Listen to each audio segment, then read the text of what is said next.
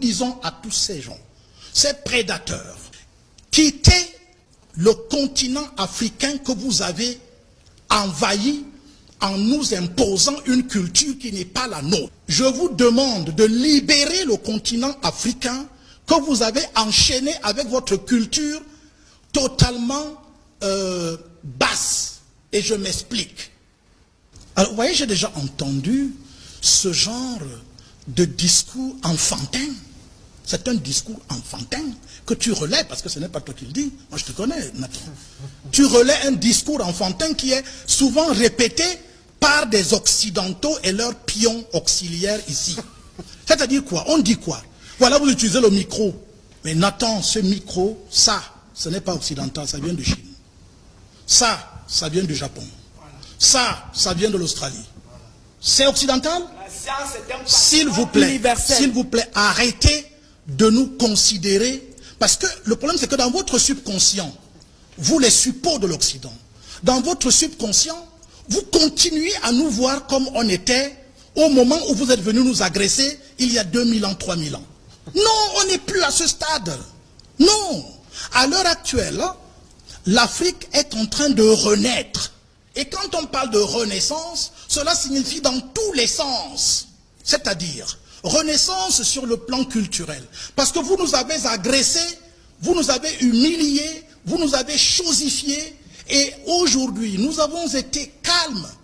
Parce que notre religion ne commande pas qu'on aille en guerre contre les gens qu'on aime. C'est pour ça que tout à l'heure je disais dès l'entame. L'Africain est un religieux par excellence, parce que ce monsieur n'a jamais traversé les océans pour aller attaquer un autre peuple. Dites-moi cela, dans quelle histoire vous avez appris ça? Où? C'est ça qu'on appelle la religion. C'est ce qu'on appelle l'amour. C'est ce qu'on appelle la tolérance. L'Africain a été agressé de toutes parts et il a laissé tout le monde venir, y compris la Rose-Croix, la franc-maçonnerie, tout le monde vient. C'est pas africain, l'islam est là. Non, je suis en train de parler, nous parlons de la culture. D'accord. Alors, je voudrais donc dire que lorsque en même temps des gens font semblant d'être africains, j'ai encore dit, je me souviens dans notre forum, j'ai dit par exemple concernant M. Etoundi que vous êtes noir, mais vous n'êtes pas africain. Et je sais pourquoi je le lui ai dit. Parce qu'un Africain se caractérise par, un, il a un comportement de vie. Deux, il a un mode de pensée. Trois, il y a une relation entre son environnement et lui-même. Et il y a des valeurs qu'il soutient.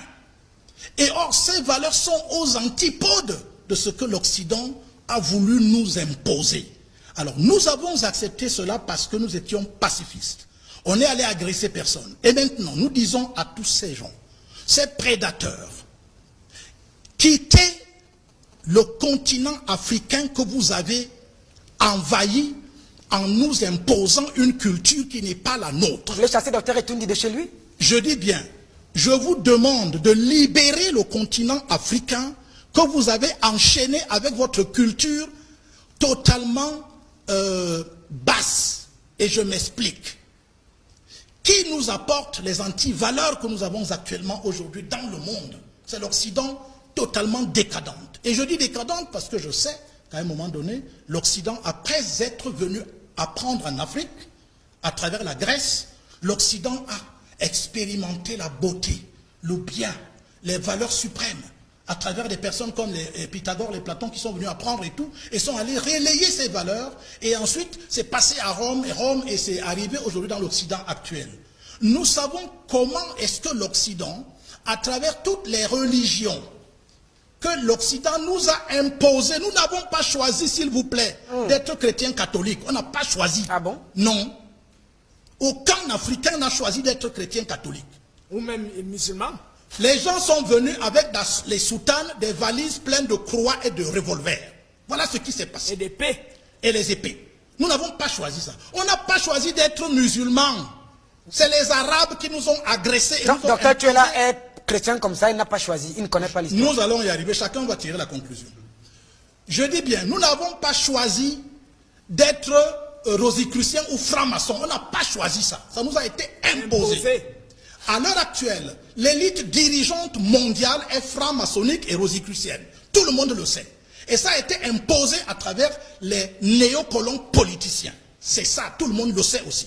Alors maintenant qu'on a dit dans ça, je voudrais dire que l'Afrique a donc une religion de paix, une religion d'amour, une religion d'acceptation et d'accueil, d'hospitalité. C'est ça que les gens ont appelé le sous-développement, la faiblesse, l'incapacité à défendre son continent et tout ça. Et nous disons qu'il faut maintenant que ça change dans la tête des Africains.